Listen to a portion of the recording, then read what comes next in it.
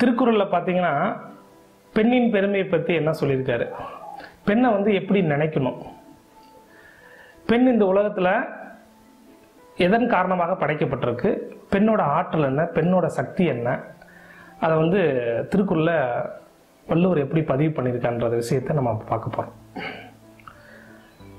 இப்போ பெண்கள் வந்து பார்த்தீங்கன்னா ஆணை காட்டிலையும் வலிமை உள்ளவங்களா இல்லை ஆணை காட்டிலையும் வலிமை கம்மியானவங்களா ஒரு சிந்தனைக்கு எடுத்துக்கலாம். இப்போ நம்ம வந்து பெண்கள்லேருந்து வந்தவங்க, நமக்கே ஆணுக்கு இவ்வளோ வலிமை இருக்குன்னா பெண்ணிலேருந்து எந்த ஒரு பொருள் எதுலேருந்து வந்தால் அது வலிமையாக இருக்குன்னா வந்தவங்களே இவ்வளோ வலிமையாக இருக்கும்போது அந்த பொருள் வந்து எவ்வளோ பெரிய விஷயமா இருக்கும், மிகப்பெரிய ஆற்றல் வலிமை உள்ளவங்களா இருப்பாங்க.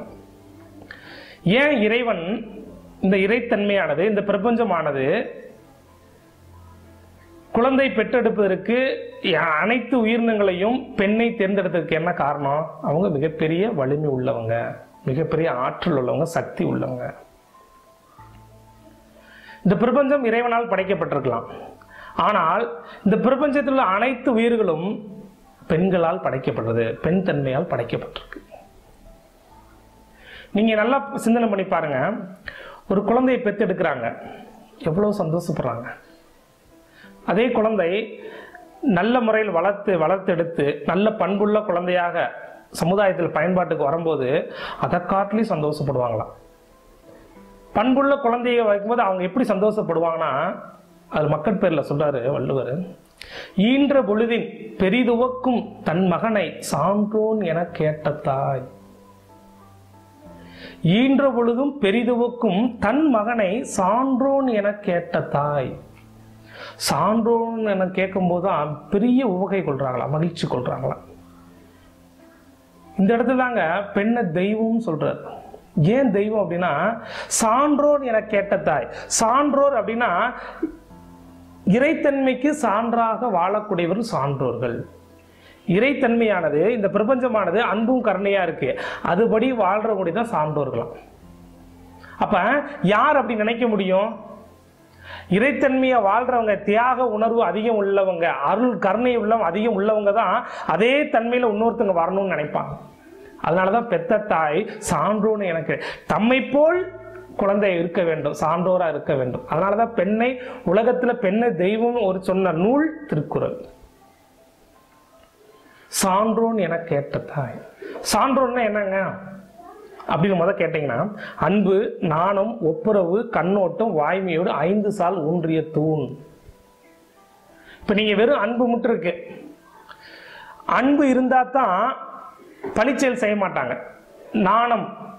நாணம்னா பழிச்செயல் செய்யறது, கொலை பண்றது, அடுத்தவங்களுக்கு தீங்கு நினைக்கிறது இல்லை, இதெல்லாம் வந்து நம்முடைய வெக்கம் இல்லாம அடுத்தவங்களுக்கு செய்யறது, தவறு செய்யறது. அப்ப அன்பு இல்லாதனாலதான் நாணம் போகுது.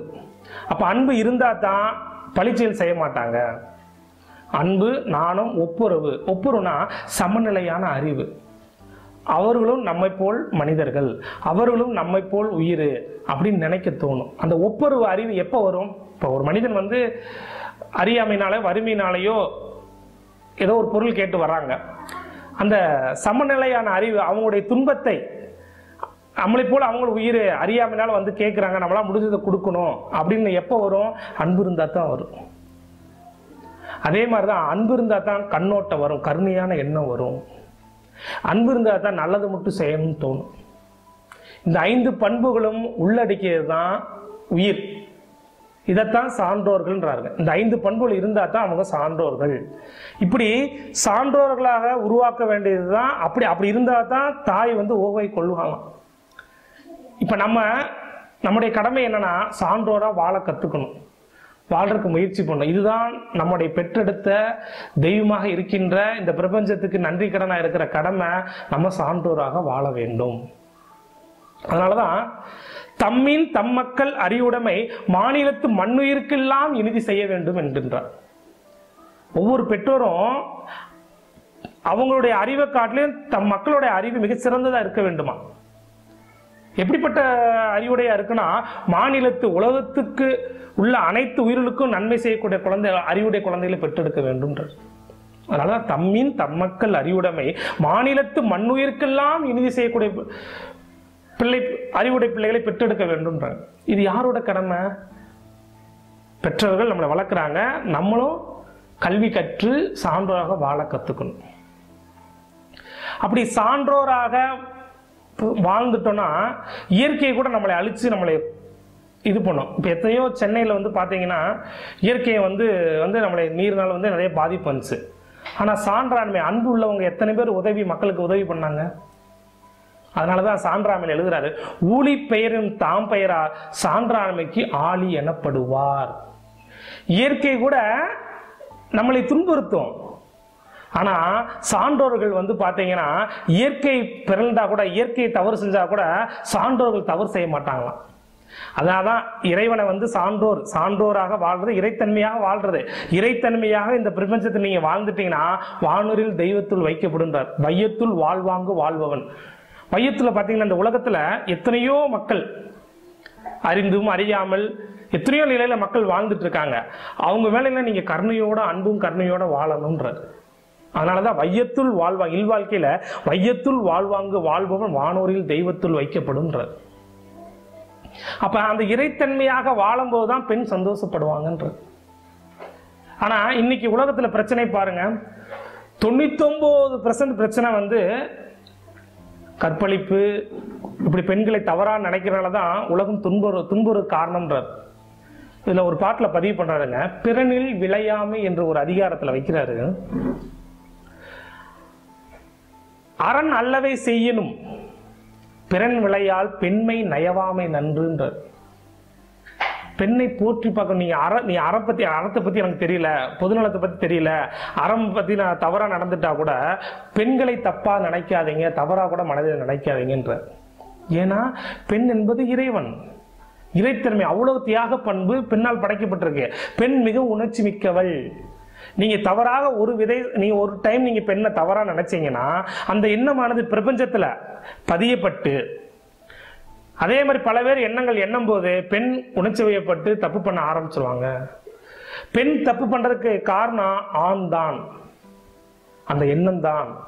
அதனாலதான் எல்லா இடத்துலையும் பாருங்க, பூமாதேவி, கங்காதேவி எல்லாமே பெண்ணின் பெயர் வச்சிருக்காங்க. ஏன் பெண்ணின் பெயர் வச்சிருக்காங்கன்னா பெண் இறைநிலை ஞானிகள் உணர்ந்திருக்காங்க. முன்னோர்கள் தமிழர்கள் முன்னாடி வாழ்ந்தவங்க பெரியவங்க எல்லாமே உணர்ந்திருக்காங்க. ஆனா பெண் வந்து ஒரு குழந்தை பேர் எடுக்கிற ஒரு மிஷின் மாதிரி நினைச்சிட்டோம். நமக்கு கடமையை செய்யக்கூடியவங்க நினைச்சுக்கிறோம். பெண்ணை போற்றி பாதுகாக்க வேண்டும்.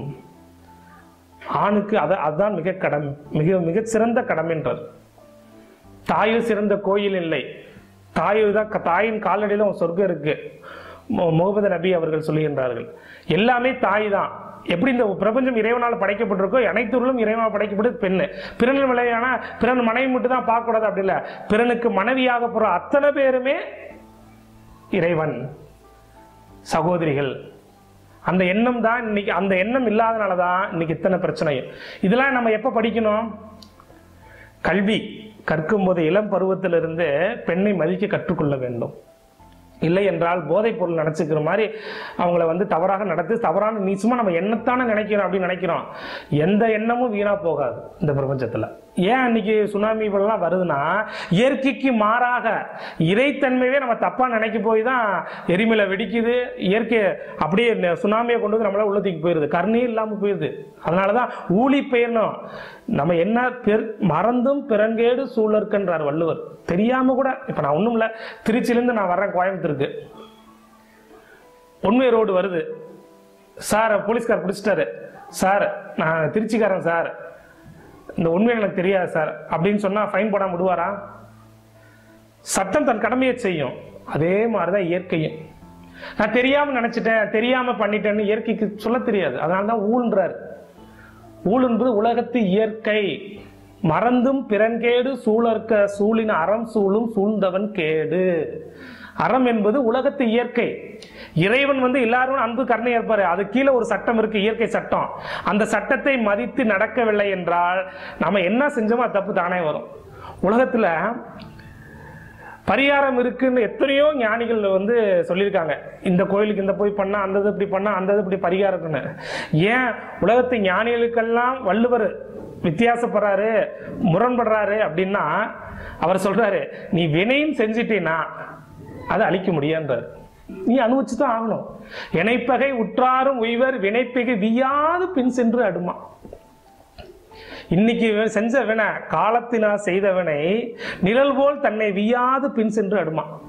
எப்படி நம்ம போக போக நம்ம நிழல் பின்னாடி வருதோ, நம்ம செய்யற தப்பு தக்க காலத்துல நம்ம அனுபவிச்சு ஆகணுமா. ஏன் பெரிய பெரிய ஞானிகள் கூட இப்ப ரமண மகரிஷிட்ட கூட புற்றுநோய் கேன்சர் தான் வந்துச்சு. அவங்க அப்ப கூட அவங்கள சொன்னாங்க, நீங்க அஷ்டமா எட்டு சித்தி பார்த்து நீங்க கூடு விட்டு கூடு பாயலாமே, இந்த துன்பத்தை போக்கலாமே அப்படின்னு. வள்ளுவர் சொல்றாரு, கேடும் பெருக்கும் இல்லாம இல்லை, நெஞ்சத்து கோடாமையே சான்றோர் கனி. இந்த உலகத்துல நல்லது கெட்டது இல்லாம இல்ல, பிளஸ் ஆர் மைனஸ் இருந்தே இருக்கும். அனைத்துமே இரட்டை வகையால் படைக்கப்பட்டிருக்கு. உலகம் இரட்டை வகையால் அதனால கேடு வர்றதுக்காண்டி ஒருத்தவங்க மாத்தி துன்பத்தை அனுபவிக்காம போக மாட்டாங்களாம். அதனால ரமண மகரிஷி, நான் அப்படி பண்ண முடியும், திருந்தால் நான் செஞ்ச வினைக்கு திரும்ப நான் அனுபவிச்சு தான் போக வேண்டிய வரும்னு சொல்லிட்டு அந்த வினையை தாங்கிக்கிட்டாங்களாம். அப்ப சான்றோர்கள் எப்படின்னா இயற்கையினால் வரக்கூடிய நன்மையும் தீமையும் சமமாக பார்க்கக்கூடியவர்கள், நடுநிலைமையாக பார்க்கக்கூடியவர்கள். அந்த நடுநிலைத்தன்மை அவங்களுக்கு உண்டு. அந்த பண்பை பத்தி தான் அற உணர்வு. அதான் அற உணர்வு. நம்ம செஞ்ச வினை. வள்ளுவர் சொல்றாரு, ஒரு மனிதன் எப்ப துன்பமெல்லாம் வானா தீதும் நன்றும் பிறதர வாரா கனியின் பூங்குன்றா சொன்ன மாதிரி இவர் என்ன சொல்றாரு, நன்றுங்கால் நல்லவை காண்பவர், ஊழ்ல சொல்றாரு, ஊழ்ன்ற அதிகாரத்துல வருது, நன்றுங்கால் நல்லவா காண்பவர் அன்றுங்கால் அல்லல் படுவது ஏனோ. நீ செஞ்ச வினை நன்மைன்னு தான் நீ நன்மை அணிவிக்கிற. அதே மாதிரி நீ செஞ்ச தீவனையை அறியாமைனாலதான் உனக்கு தீவனை வருது, அதை தாங்கிக்கன்ற. ஏன் தாங்கிக்கணும்? வினை நம்ம தாங்கிட்டோம்னா ஏற்கனவே செஞ்ச வினை கழியுதுன்னு நினைச்சு சந்தோஷப்படு. அதுதான் தவம்ன்ற. இப்ப யோகியும் தவமும் ஒன்னா. இப்ப நம்ம போய் தவத்துல இருந்து நம்முடைய பாவ வினைகள்லாம் கழிக்கிறோம். அதுக்கு என்ன சொல்றார் வள்ளுவர், தவம் செய்வார் தம் கருமம் செய்வார், அவம் செய்வார் ஆசைப்படு. தவம் செய்வார் தம் கடமையா பொதுநல உணவா இருப்பாங்க. தவத்துக்கு வள்ளுவர் தனி வடிவம் கொடுக்கிறார். உற்றுநோய் நோன்றல் உயிர்கண் செய்யாமே அற்றை தவத்துக்கு உரு. தனக்கு வரக்கூடிய துன்பத்தை பொறுத்து கொண்டு பிற உயிர் ஜீவன்களுக்கு துன்பம் விளைவிக்காதான் தவம்ன்றார். அது அப்படி இருந்துட்டா அதே அறமான செயல்ன்றார். இந்த அறச்செயலை தான் வள்ளுவர் சொல்றாரு இறை வாழ்த்துல, இருள் சேர் இருவினையும் சேரா இறைவன் பொருள் சேர் புகழ் புரிந்தார் மாற்று. இறைத்தன்மை அடைந்தா தான் வினை கழியுமா? அப்படி இல்லை. இறைவோட இறைத்தன்மை என்னன்னு உணர்ந்தா போதுன்றார். இருவினையும் நமக்கு வராதுன்றார். சஞ்சீகரமும் பிராப்தகரமும் அழிஞ்சு விடும் நமக்கு. இப்ப ஒண்ணும் இல்லை, தராசு இருக்கு. இப்ப தராசு எடை பிடிக்கணும், என்ன செய்யணும்? நடுவில் இருக்கணும் அந்த முள்ளு. ஒரு பொருளை இப்ப இந்த பக்கம் சர்க்கரை வைக்கிறோம், இந்த பக்கம் இன்னொரு பொருள் வைக்கிறோம், ரெண்டு நேரா நின்னா தான் அது உங்களுக்கு தராசு அளவு கரெக்டா இருக்கும். ஒண்ணு ஏற்ற இறக்கமா இருந்துச்சுன்னா உங்களுக்கு அளவு கரெக்டா வராது. அதே மாதிரிதான் அவர் என்ன சொல்றாரு, இருள் சேர் இருவினையும் சேரா இறைவன் பொருள் சேர் புகழ். இறைத்தன்மை நடுநிலைமையா இருந்தாவே, சான்றோராக வாழ்ந்தாவே உங்களுக்கு எந்த வினையும் வராதுன்றார். இந்த உலகத்துல எந்த துன்பமும் வராது. அதனாலதான் பெண்ணை போற்றி பாதுகாக்க வேண்டும். பெண் இறைத்தன்மைக்கு சான்றாக இருக்கவங்க. அப்ப அந்த சான்றோர்ல இருந்தா சான்றோர் உருவாக்க முடியும். அப்ப நம்மளாம் சான்றோர் இருக்கணும்னா பெண்ணை தெய்வமாக வணங்கி போற்றக்கூடிய மரபுல நம்ம இருக்கோம். நிலம் கூட பூமி தாயின்னு சொல்றோம், தண்ணீரை காவிரி தாயின்னு சொல்றோம். தாயா நினைக்கணும். அப்ப அனைத்தும் இந்த பிரபஞ்சம் அனைத்தும் இறைவனால் படைக்கப்பட்டுனா அனைத்து உயிர்களும் பெண்களால் படைக்கப்பட்டிருக்கு. அதனால் கடவுள்ல பெண் ஆண் என்ற பாகுபாடே கிடையாது. இன்னும் சொல்ல போனா கடவுளை வணங்குவதற்கு பெண்ணை தவிர தகுதி யாருக்கும் இந்த உலகத்தில் இல்லை. பெண்ணு பார்த்து நம்ம கொடுக்கறதா. அதனால பெண்ணை போற்றி வாழ்ந்தோம் என்றால் இந்த பிரபஞ்சம் மிகவும் சுகமாகவும் நல் வினையோடு நல்ல செயல்கள் செய்ய முடியும். அந்த பெண்ணை போற்றி பாதுகாக்க வேண்டும் என்றுதான் பெண்ணின் பெருமையை திருவள்ளுவர் சொல்றாரு. அனைத்து பெண்களும் கட்டாயம் திருக்குறள் படிக்க வேண்டும். ஏன்னா பெண்ணை தெய்வம் சொன்ன ஒரே நூல் திருக்குறள். மற்றவங்க சொல்லியிருப்பாங்க, எத்தனை நூல் சொல்லப்பட்டிருக்கு, இல்லைன்னு சொல்லல. ஆனா ரொம்ப எளிமையாக சுருக்கமாக எடுத்து சொல்லப்பட்டதுதான். நீங்க இன்பத்து பால பெண்ணை அதுல அறத்து பால அதை சேர்க்கல. பெண் எப்படிலாம் துன்பப்படுறன்றத இன்பத்து பால சொல்றாரு. களவு கற்பியில பெண்ணின் பிரிவாற்றமையினால ஆணின் அன்பு, அந்த அன்பை தூய்ப்பதற்காக தான் உயிர் இந்த உடல் எடுக்குதான். அந்த அன்பு கிடைக்காதனால எப்படிலாம் துன்பப்படுது. அப்படின்றத வந்து இன்பத்து பாலில் சொல்றாரு. இப்போ நீங்கள் ஒன்று அன்பு வந்து பார்த்தீங்கன்னா, அன்பிற்கும் உண்டோ அடைக்குந்தால் ஆர்வலர் புன்கணில் பூசல் தரும். நீங்கள் மற்ற உணர்வுகள் எல்லாம் பார்த்தீங்கன்னா அடக்கி வச்சுக்க முடியும். கோபத்தை அடக்கி வச்சுக்கலாம், வெறுப்பு அடக்கி வச்சுக்கலாம். ஆனால் அன்பை மட்டும் அடக்கி வைக்க முடியாதுன்றது. ஒரு துன்பம் யாராவது துன்பப்பட்டால் அந்த கண்ணீர் வந்துடும்ன்றது. அதே மாதிரி தான் பாலுணர்வு. அன்பை துய்ப்பதற்காக இந்த உடல் எடுக்குது. பாலுணர்வு தப்பான விஷயம் இல்லை. தப்பான விஷயம்னா எழுதி வச்சிருக்க மாட்டார் 2000 வருடங்களுக்கு முன்னாடி. அதனால தான் எத்தனையோ பிரச்சனை வருது. ஒரு மனிதன் இன்பத்து பாலை படித்து அன்பு அங்கே பால் உணர்வாக இருக்கு. அன்பை துய்க்கணும். அப்போ அன்பை துய்ப்பதற்கான முறை பெண்ணை தெய்வமாக வணங்க வேண்டும். அப்படி வணங்காத பொழுது எரியிற நெய்யில் எண்ணெய் விட்ட மாதிரி எரிஞ்சு கொழுந்து இந்த உலகத்தில் வந்து பெண்ணை மதிக்காதனால அவ்வளோ துன்பம் வரக்கு வாய்ப்பு இருக்கு. அதனால கட்டாயமாக திருக்குறளை அனைத்து 1330 திருக்குறளையும் ஒரு முறை படித்து பார்த்து நம்முடைய வாழ்க்கையில் வரக்கூடிய பிரச்சனையை தீர்ப்பதற்கு மிக சிறந்த ஒரு நூலாக இருப்பது திருக்குறள். நன்றி. அடுத்த வீடியோ பதிவு உங்களை பதிவு கொள்கிறேன். நன்றி.